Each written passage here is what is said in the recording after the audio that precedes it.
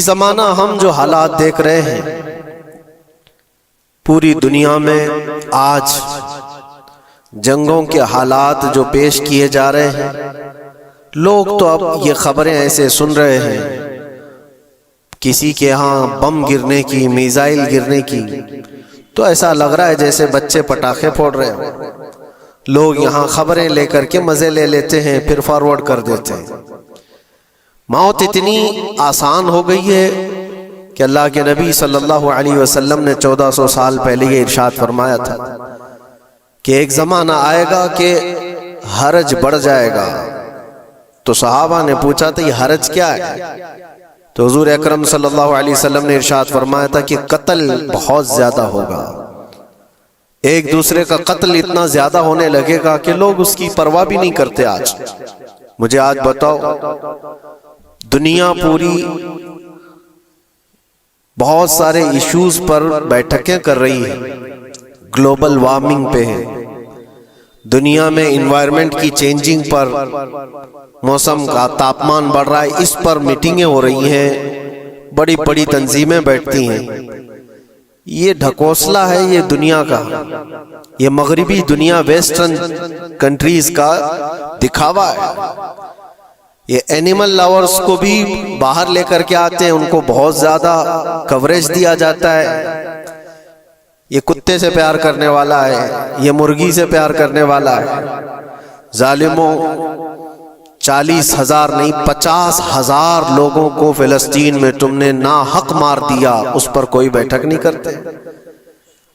موت اتنی آسان ہے انسانوں کی، جنگ جس سے ہے، مقابلہ جس سے ہے، تمہارا آپس میں برابر کی طاقت کا مقابلہ ہو تو سمجھ میں آئے کہ ایک دوسرے کی فوجوں سے مقابلہ ہے، ادھر کی فوج بھی مر رہی، ادھر کی فوج بھی مر رہی ہے، لیکن نہتے بچوں کا کیا قصور؟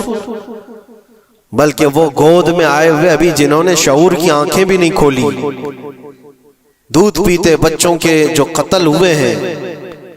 تاریخ میں آپ نے پڑھا ہوگا فرعون نے 12,000 بچوں کا قتل کیا تھا، صرف اس گمان سے کہ اس نے خواب دیکھا تھا بنی اسرائیل میں ایک بچہ پیدا ہوگا جو اس کی سلطنت کو ہلاک کر دے گا۔ خواب کی وجہ سے کاہنوں نے اس کو بتایا تھا، اس نے خواب یہ دیکھا تھا کہ آسمان سے ایک تارا ٹوٹ کر اس کی گود میں گرا اور آگ لگ گئی۔ تو نجومیوں نے اس کی تعبیر یہ بتائی تھی کہ بنی اسرائیل میں ایک بچہ پیدا ہوگا جو تیری سلطنت کو ہلاک کر دے گا۔ اس ڈر سے بنی اسرائیل میں جو بھی بچہ پیدا ہوتا اس کو قتل کرتا تھا۔ اس نے تقریباً 12,000 بچوں کو قتل کر دیا تھا، اس ڈر سے کہ وہ بچہ تو نہ پیدا ہو جائے جو میری سلطنت کو ہلاک کرنے والا ہے۔ اور وہ موسیٰ علیہ السلام تھے، پیدا بھی ہوئے اور فرعون کے گھر میں ہی پلے۔ اللہ کا نظام ہے۔ لیکن میں یہاں اس لیے بتا رہا ہوں، فرعون ظلم میں پوری دنیا میں مشہور ہے، وہ عورتوں کو بھی ظالم اس طرح سے مارا ہے کہ جس کی تاریخ میں مثال نہیں ملتی۔ لیکن میں نے اپنی زندگی میں دیکھا، آج کے زمانے میں اسرائیل نام سے ایک ناجائز حکومت پر قابض شخص نے 12,000 نہیں 50,000 لوگوں کو سال بھر میں قتل کر دیا۔ یہ تاریخ کا بھیانک چہرہ ہے۔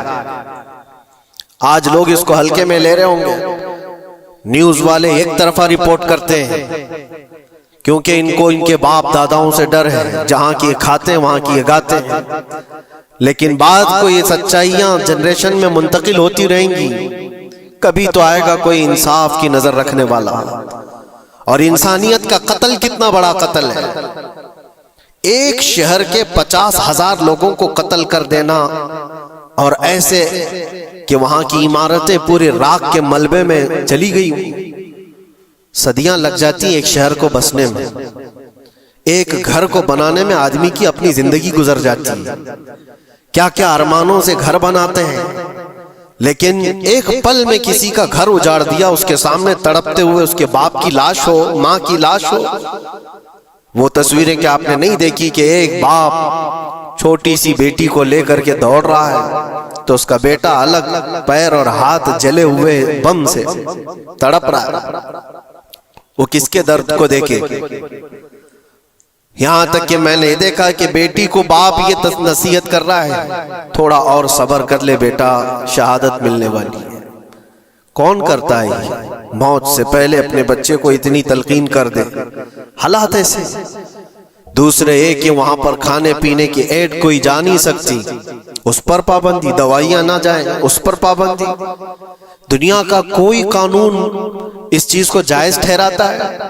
مجھے بتاؤ، آتنکواد کا راگ الاپنے والے ان باتوں کو کیا کہیں گے؟ انسانیت اگر کہیں ہے تو اس کا تصور تو کرو۔ کسی کے فنڈامنٹل رائٹس ہوتے ہیں، بیسک رائٹس ہوتے ہیں، کھانا پینا یہ اس کا انسانی حق ہے۔ دشمنی تم سے جن کی ہے ان کے ساتھ مقابلہ کرو، عام شہریوں کے ساتھ نہیں۔ مخبر صادق رسول اکرم صلی اللہ تعالی علیہ وسلم کی تعلیمات دیکھو۔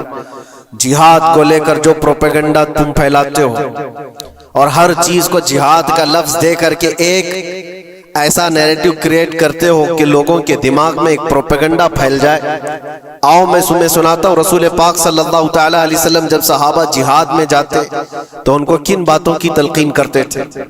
سب سے پہلے مجاہدین صحابہ سے کہتے جس جگہ تم جا رہے ہو مقابلہ تمہارا جن کے ساتھ ہے انہی سے مقابلہ کرنا، جو تمہارے خلاف تلوار اٹھائے اس کے خلاف تم تلوار اٹھاؤ، اور راستوں پر بیٹھے ہوئے بوڑھوں کو ہاتھ نہ لگانا، کسی عورت کے ساتھ چھیڑ چھاڑ نہ ہو، حاملہ عورتیں اگر قید میں آ جائیں تو انہیں چھوڑ دینا۔ یہ حضور پاک صلی اللہ علیہ وسلم کی تعلیمات ہیں۔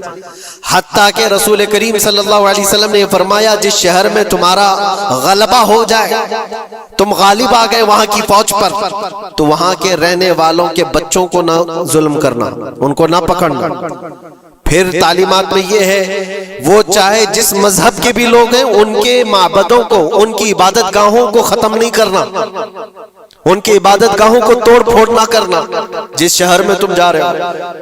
یہاں تک کہ حضور اکرم صلی اللہ علیہ وسلم کی تعلیمات تو دیکھو، حضور یہ تک فرماتے تھے مجاہدین صحابہ کو کہ جس شہر میں تم جا رہے ہو وہاں کے درختوں کے پتے بھی نہ اکھاڑنا، درختوں کو بھی نہ نقصان پہنچانا۔ جنگی تعلیمات کو آج کوئی نظر میں نہیں رکھتا ہے۔ دنیا کہتی ہے کہ جنگ کے دوران بھی کچھ اصول ہوتے ہیں، لیکن کوئی اصول نہیں۔ ہم نے دیکھا ہے جس کی طاقت ہے اس کا بول بالا ہے۔ یہ دنیا ان کے خلاف کبھی کوئی بات نہیں کرتی۔ آج سے تقریباً 20 سال پہلے بھی عراق کی کیا حالت تھی آپ نے دیکھا ہوگا۔ ایک جھوٹے پروپیگنڈے کی وجہ سے پورے عراق کو تباہ کیا گیا، آج تک وہ سنبھل نہیں پایا ہے۔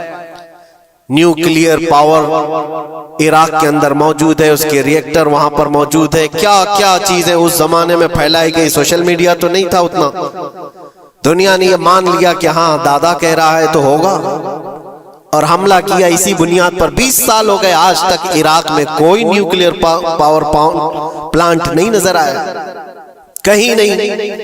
ایک جھوٹے پروپیگنڈے کی وجہ سے وہاں کے کتنے لاکھ لوگوں کو بے گھر ہونا پڑا ہے پتہ ہے۔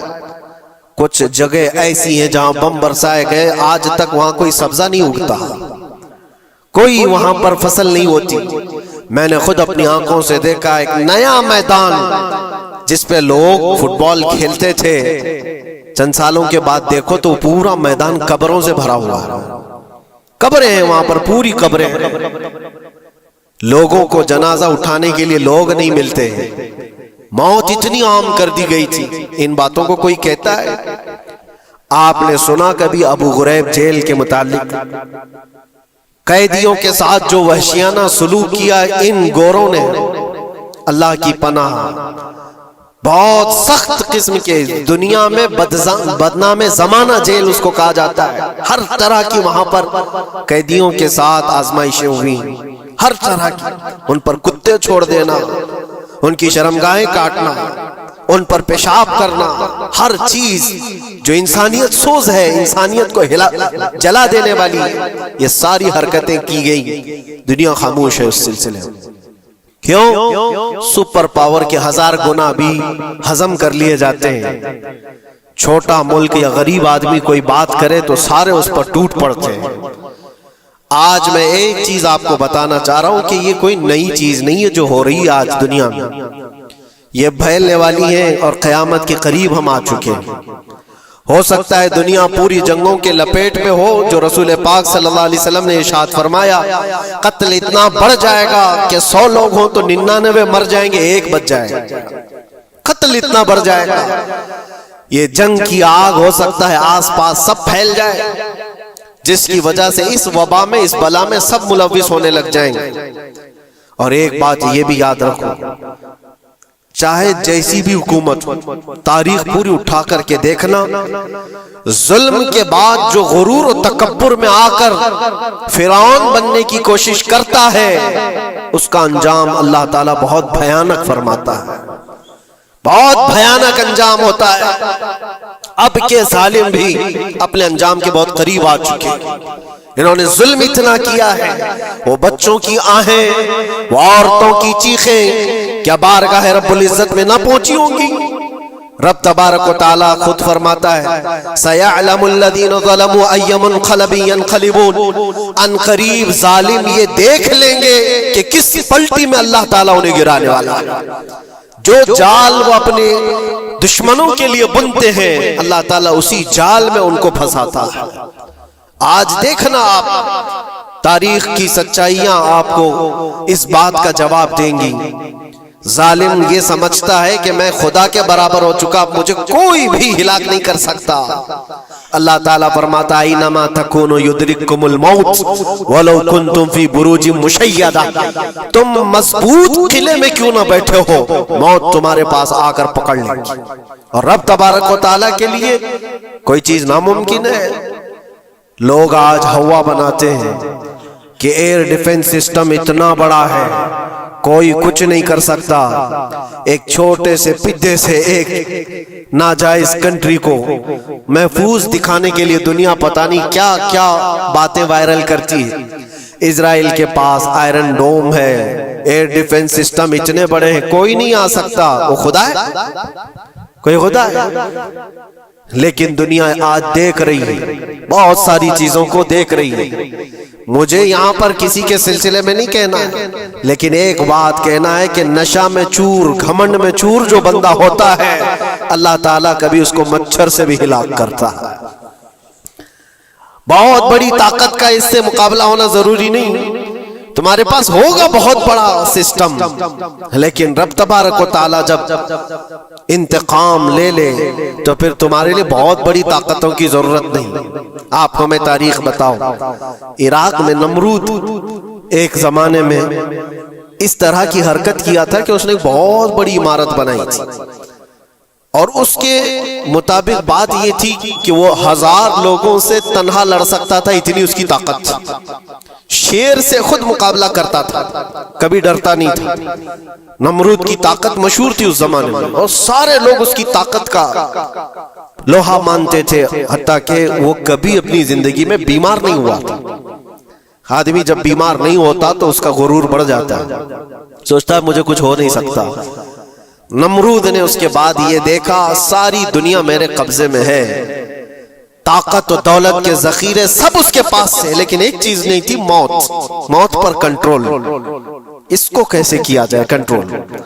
یعنی مرنے سے بچ تو نہیں پائے گا، یہ کنٹرولنگ پاور بھی ہمارے پاس ہونا چاہیے۔ اس نے ایک بہت بڑی عمارت بنائی، کہا کہ خدا آسمانوں میں ہوتا ہے، ہم اتنی بڑی عمارت بنائیں گے کہ ان عمارتوں پر چڑھ کر خدا کو للکاریں گے۔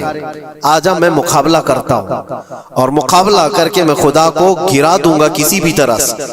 اگر مجھ سے نہ ہو سکے تو پوری فوج کو تیار کروں گا، خدا سے لڑائی لڑ کر کے ایک بار وہ موت اور حیات کا پاور اپنے ہاتھ میں لے لیں گے، پھر ہم کو جب تک چاہے جینا ہے۔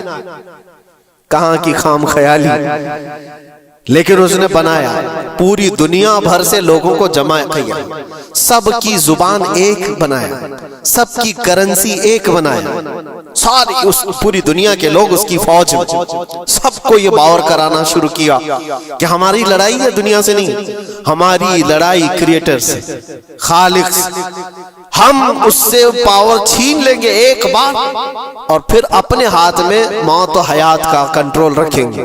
جس کو جتنی لمبی عمر چاہیے میں دوں گا، جس کو جب تک جینا ہے میں دوں گا۔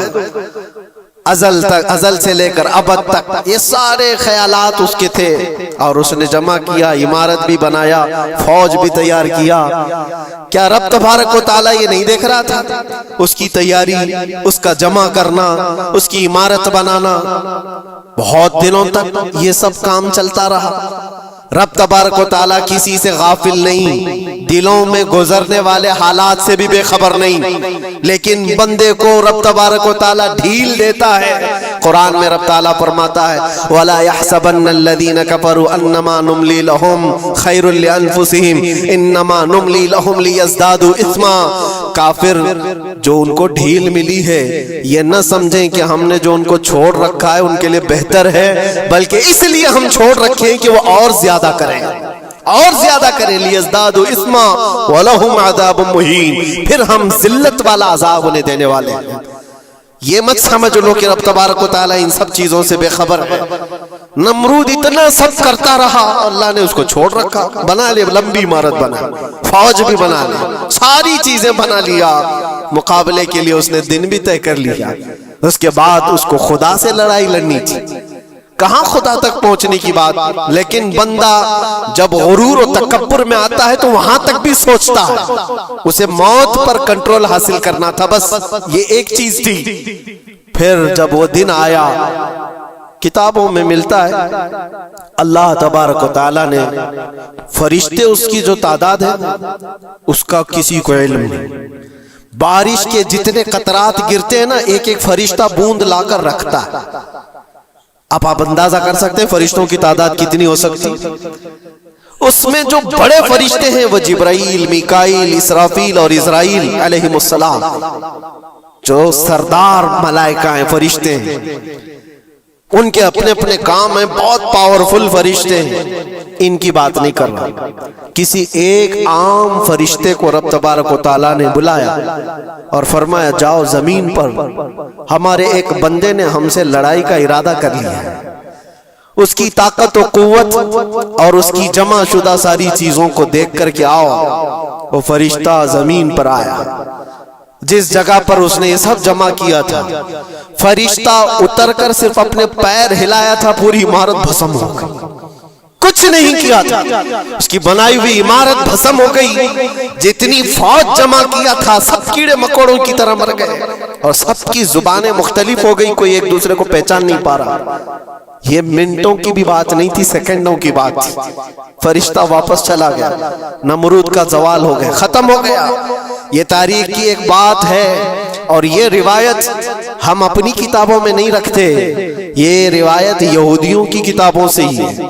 یہودی اس بات کو یقین کرتے ہیں، اور اسی وجہ سے اس بات پر وہ دوبارہ عمل کرنے کے لیے پھر کوشش میں ہے۔ نیو ورلڈ آرڈر جو کہا جاتا ہے، پوری دنیا کو اکٹھا کرنا، ایک کرنسی بنانا، ایک لینگویج پر لانا، اور سب کو ملا کر کے ایک طاقت حاصل کرنا، سپیس پر جانا، اور پھر وہی چیزیں دہرانی جا رہی ہے دنیا، وہی چیز ایک دوبارہ بار ٹرائی کرنا ہے، جس کے لیے آپ کو پتہ ہے یہ چھوٹی سی قوم پوری دنیا پر کنٹرول حاصل کرنے کے کیسے کیسے خواب دیکھتی ہے۔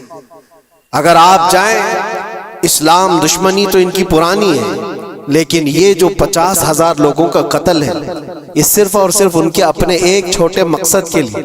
ہو سکتا ہے بہت ساری باتیں، غزہ پٹی ایک ہی علاقہ بچا ہوا ہے فلسطین کا، باقی سب تو یہ قبضہ کر چکے 1947 کے بعد، 48 کے بعد۔ چھوٹا سا حصہ جو باقی غزہ پٹی، جس کی 20 لاکھ کی آبادی، اس علاقے پر اتنی زیادہ کیوں کرورتا ہے؟ کیوں؟ باقی سب جگہ پر اور بھی دیگر جگہ پر، یروشلم میں، ویسٹ بینک میں، کئی جگہوں پر مسلمان آباد ہیں، یہ غزہ کے لیے کیوں اس قدر سختیاں ہیں؟ دنیا کو بتانے کے لیے تو یہ ایک آتنکواد جماعت ہے حماس، جس کا مقابلہ کرنے کے لیے ہم یہ حملے کر رہے ہیں، لیکن آج تک یہ دنیا کو بتا نہیں سکے کتنے حماسیوں کو قتل کیا، کتنے حماس کے لوگ پکڑے گئے، کتنوں کو مارا گیا، چند ہوں گے، لیکن اس کے بدلے میں جو بھاری قیمت چکائی ہو غزہ کے نہتے لوگوں نے، 50,000 لوگوں کا قتل، یہ تو ریکارڈ پہ دکھ رہا ہے، باقی اللہ عالم، باقی کتنے ہیں جن کی تعداد مل نہ سکی ہو۔ بعض دانشوروں نے یہ بھی بتایا اس کو صرف اور صرف ایک کینل بنانا ہے جو دنیا کی ٹریڈنگ پر قبضہ حاصل کرنے کے لیے.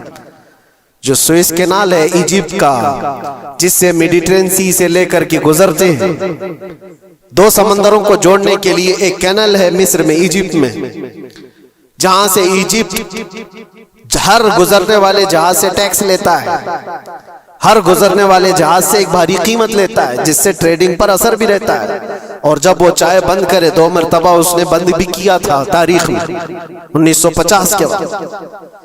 اور یہ خواب دیکھتا ہے اسرائیل کہ ہم اپنی ہی جگہ سے ایک کینل بنا لیں تقریباً 300 کلومیٹر، جس کے لیے اس کو غزہ حاصل کرنا بہت ضروری ہے. یہ بعض لوگوں کی اپنی تحقیق ہے. تو کیا کوئی اپنے مفاد کا حاصل کرنے کے لیے 50,000 لوگوں کا قتل کر سکتا ہے؟ دنیا کو یہ بھیانک چہرہ بھی تو معلوم ہونا چاہیے. اگر ان کو کوئی راستہ بنانا ہے تو اس کے لیے انسانیت کا قتل کرنا.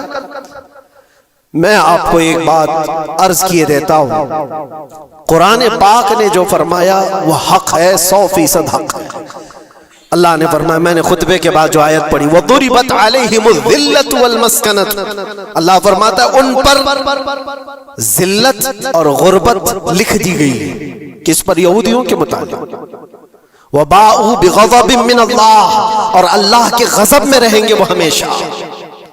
آپ سورہ فاتحہ میں پڑھتے ہیں نا، غیر المغضوب علیہم ولا الضالین. مغضوب کا مطلب کیا ہے؟ جن پر اللہ کا غضب ہوا، اور وہ یہود قوم ہے. قرآن پاک کی میں آپ کو بات بتا رہا ہوں. اور اللہ تعالیٰ فرماتا ہے وجہ کیا ہے؟ ذالک بانہم کانوا یکفرون بآیات اللہ، وہ اس لیے کہ اللہ کی نشانیوں کو ٹھکراتے، ویقتلون النبیین بغیر حق، اور اللہ کے نبیوں کو ناحق قتل کرتے. اب دنیا کو یہ افسوس ہو رہا ہوگا، جیسے میں نے ابھی بتایا 50,000 لوگوں کا قتل وہاں کر دیا. ایران میں گھس گیا، شام میں گھس گیا، لبنان میں گھس گیا، ہر جگہ مار مار مار اور لوگوں کا قتل. میرے عزیزو، یہ تو عام لوگوں کا قتل ہے، اور قرآن یہ کہتا ہے یہ وہ قوم ہے جو اللہ کے نبیوں کو قتل کرتی تھی. اور تاریخ میں ہے تقریباً 10,000 نبیوں کو انہوں نے قتل کیا ہے. 10,000 نبیوں کو انہوں نے قتل کیا ہے، صرف اپنی من مانی بات نہ پائے جانے کی وجہ سے. حضرت زکریا علیہ السلام کی بات معلوم ہے، یہ تو بیت المقدس کے متولی تھے. زکریا علیہ السلام بیت المقدس کے امام تھے، جن کا ذکر ہے قرآن پاک میں. حضرت زکریا علیہ السلام کے پیچھے یہی قوم جو ان کی امت میں تھی، یہودیوں کے لیے بھی وہ مقدس نبی تھے. لیکن ان ظالموں نے حضرت زکریا علیہ السلام کو دشمنی میں رکھ کر کے ایسا قتل کیا تھا. اللہ اکبر. زکریا علیہ السلام ان سے بھاگ کر کے نکلے تھے اور ایک درخت کو جا کر کہا، اے درخت کھل جا، میں تجھ میں آتا ہوں. درخت کھل گیا، حضرت زکریا علیہ السلام اس میں اندر چلے گئے، درخت پھر بند ہوا. تاریخ میں موجود ہے.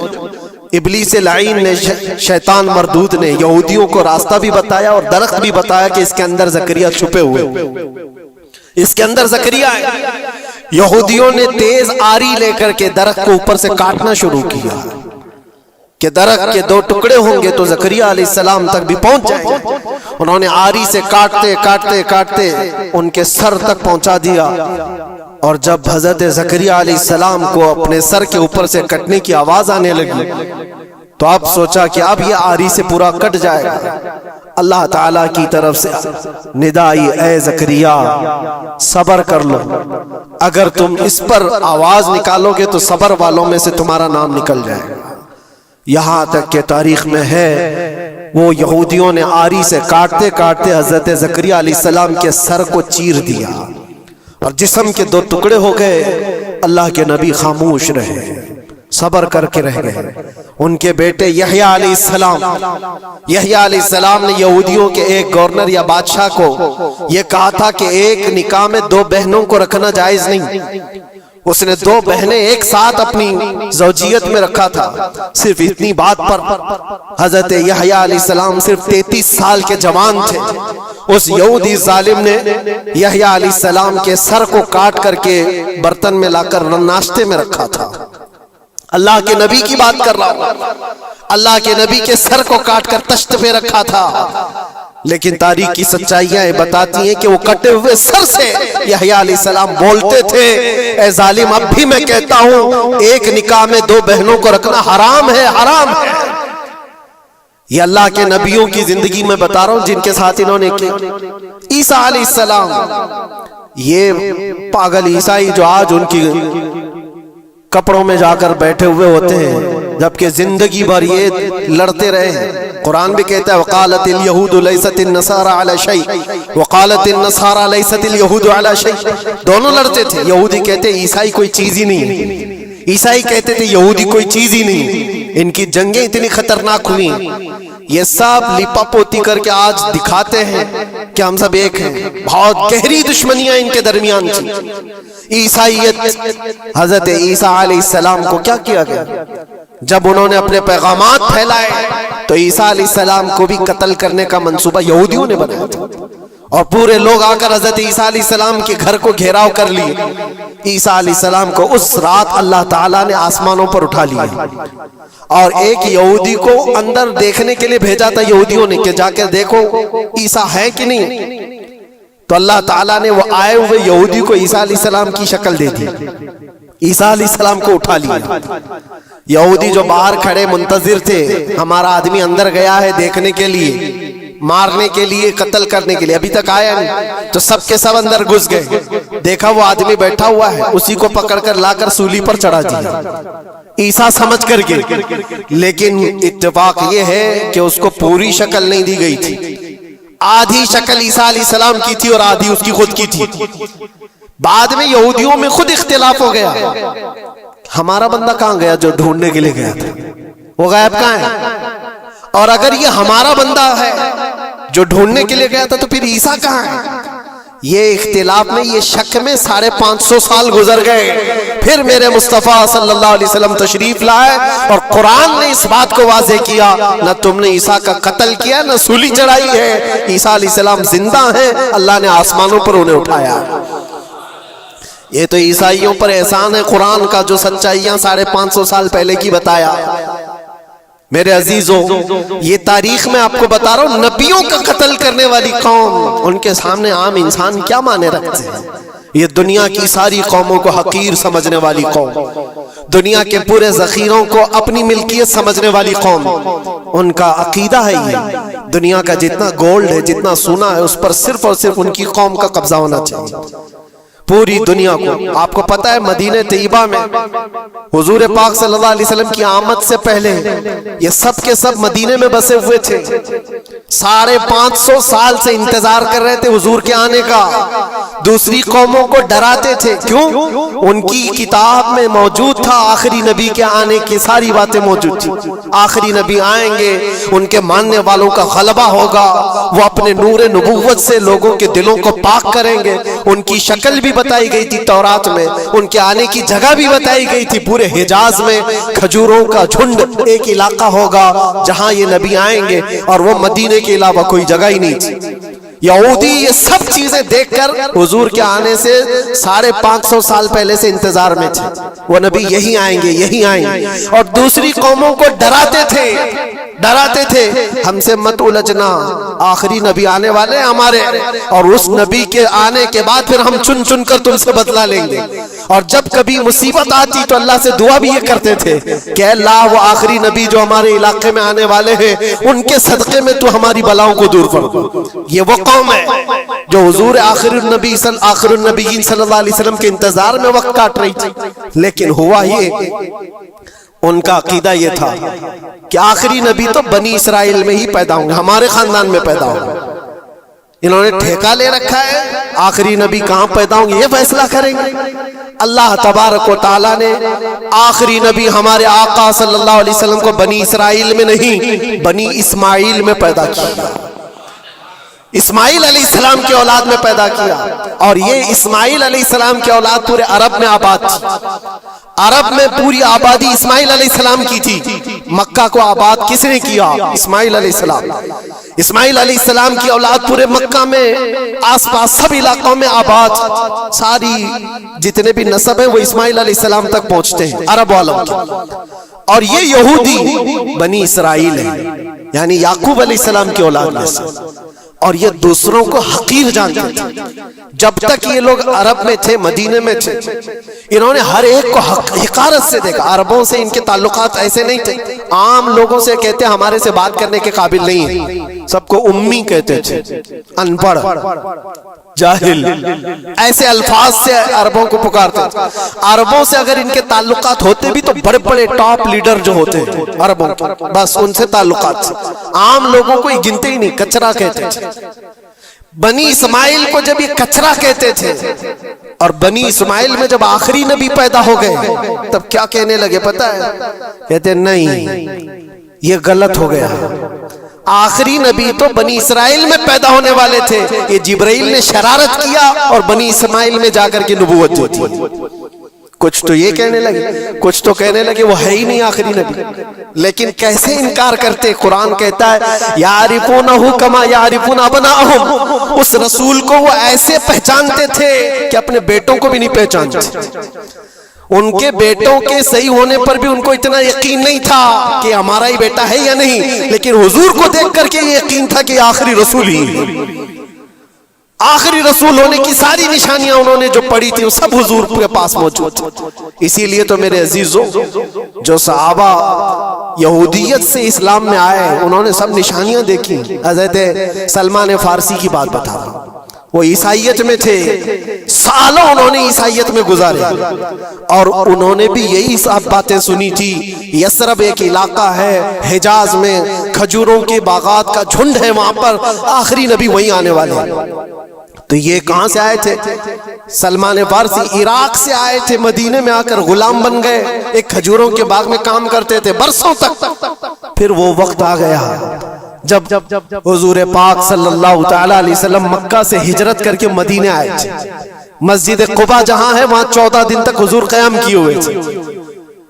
تو وہ باغیچے کا جو مالک ہے، سلمان فارسی کا جو مالک تھا، اس کا بھتیجا آ کر کے خبر دیتا ہے، چاچا سنا ایک نئی خبر، یثرب میں ایک شخص آیا ہے مکہ سے، حسین چہرہ ہے، گلابی رنگت ہے، بولتا ہے تو لوگ سب اس کی طرف دیکھتے ہیں، اور وہ کہتا ہے کہ میں اللہ کا آخری رسول ہوں. یہودی کا بھتیجا اپنے چاچا کو یہ خبر دے رہا ہے. سلمان فارسی کھجور کے درخت کے اوپر بیٹھے کھجور کاٹ رہے تھے یا صاف کر رہے تھے. یہ خبر سنے کہ وہاں سے چھلانگ لگا کر نیچے آ گئے، جس کے انتظار میں تو سالوں گزار دیا تھا. کیا کہا تم نے؟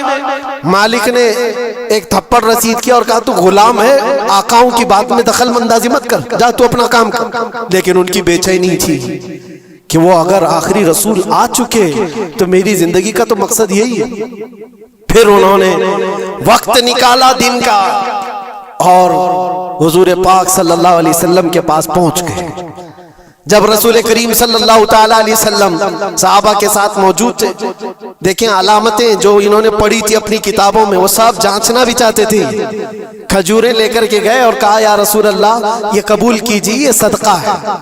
حضور نے لیا اور سب کو بانٹ دیا، اس میں سے کچھ بھی نہیں کھایا، کیونکہ سلمان فارسی نے یہ پڑھا تھا کہ آخری رسول صدقہ نہیں کھائیں گے. ایک نشانی دیکھ لی انہوں نے. دوسرے دن آئے، پھر وہ موقع نکالا اور کھجوریں لی اور آئے. حضور سے آ کر کے کہا کہ یہ لیجئے، قبول کیجئے، یہ ہدیہ ہے. حضور نے خود بھی کھایا اور سب کو تقسیم کیا. کہا یہ کتاب میں موجود ہے، وہ آخری رسول ہدیے کو انکار نہیں کریں گے، تحائف قبول کریں گے.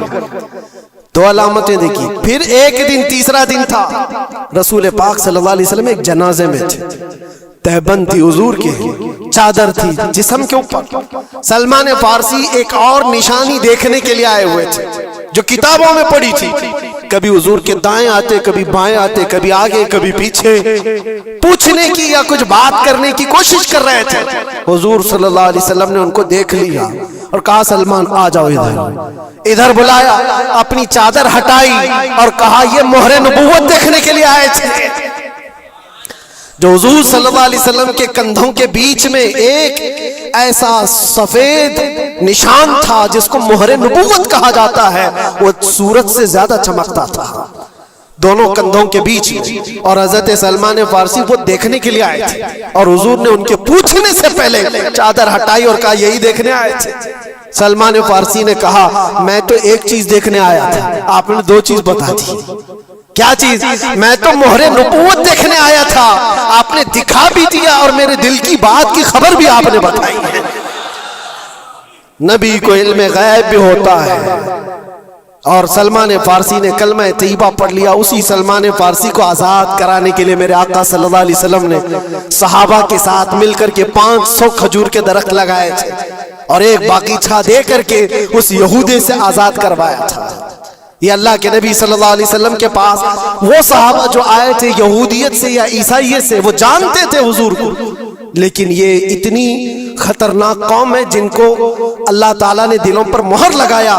یہ یہودی جو ایمان نہیں لائے، اور یہ قیامت تک اسی طرح غضب میں رہنے والے ہیں. آج ان کا ابھار اگر آپ دیکھ رہے ہو تو شاید تاریخ پتہ نہیں ہوگی کہ کتنی ذلت کی زندگی بھی گزاری ہے، کس طرح بھیک مانگے. آج یا اپنی تاریخ کو کہیں پر بھی سوشل میڈیا میں گردش کرتے ہوئے نہیں دیکھ سکتے، پابندی ہے پوری دنیا میں.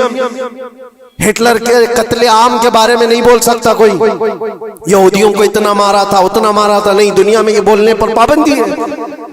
ان کے کسی بھی پرانی تصویریں دکھانے پر پابندی ہے. آج خود اپنے ملک میں ہونے والے حملوں کی تصویر نہ دکھائی جائے، اس پر پابندی ہے. یہ تو تم کب تک عیب چھپاتے رہو گے؟ جہاں سڑن ہوتی ہے بدبو آئی جائے گی. اور ان قریب میرے عزیزوں قرآن کی وہ بات یاد رکھو، اللہ نے فرمایا سَيَعْلَمُ الَّذِينَ ظَلَمُوا أَيَّ مُنْقَلَبٍ يَنْقَلِبُونَ. ان قریب ظالم یہ دیکھ لے گا کہ اللہ اس کو کس کھائی میں گرانے والا ہے. کیا ابرہا بہت سارے منصوبے بنا کر کعبہ ڈھانے نہیں آیا تھا؟ اللہ نے ابابیل چڑیوں سے اس کو ہلاک کیا تھا، فرعون کو پانی سے غرق کر دیا تھا، نمرود کو مچھر سے ہلاک کر دیا تھا. بڑے بڑے طوفانی طاقتوں کے بادشاہ دنیا میں آئے، لیکن اللہ نے ان کو بہت چھوٹی طاقتوں سے ہلاک کیا. لوگ آج یہ مقابلہ کمپیریزن کرتے ہوئے بیٹھے رہتے ہیں. ایک طرف ایران ہے، ایک طرف غزہ ہے، ایک طرف سپر پاور حکومتیں ہیں. یہ سارے کمپیریزن دنیا کے ہو سکتے ہیں، لیکن رب تبارک و تعالیٰ کی بادشاہت اور اس کی سلطنت جب انتقام پر آ جائے تو پھر میرے عزیزوں کسی ملک کی بھی ضرورت نہیں، صرف ہواؤں سے مولا تعالیٰ طاقتوں کو ختم فرما دیتا. دنیا میں پھیلے ہوئے ایک کورونا کو تم قابو میں نہیں کر پا رہے تھے. ایک چھوٹا سا کیڑا ہوگا، ایک بیکٹیریا ہوگا جس کو کنٹرول میں نہ لا سکے، اور کروڑوں موتیں ہو گئی. کون تھا یہ؟ موتوں پر کنٹرول تمہارے پاس کیوں نہیں آیا؟ سپر پاور طاقتیں بے بس نہیں تھی؟ 2 سال پہلے نہیں دیکھا آپ نے؟ اور رب تبارک و تعالیٰ جب چاہے تو یہ پکڑ ظالموں کے ساتھ فرمائے گا. آج کے دور میں دعائیں بھی یہ کرو اور انجام کا انتظار بھی کرو. یہ تمہارا بھی امتحان ہے میرے عزیزوں. جو آگ پڑوس میں لگی ہے اس کی چنگاریاں تمہارے گھر کو بھی جلا سکتی ہیں. اپنے برے اعمال سے توبہ کرو، اللہ کے غضب سے ڈرو کہ اس کی پکڑ نہ آئے. اللہ تبارک و تعالیٰ کہنے سننے سے زیادہ عمل کی توفیق عطا فرمائے.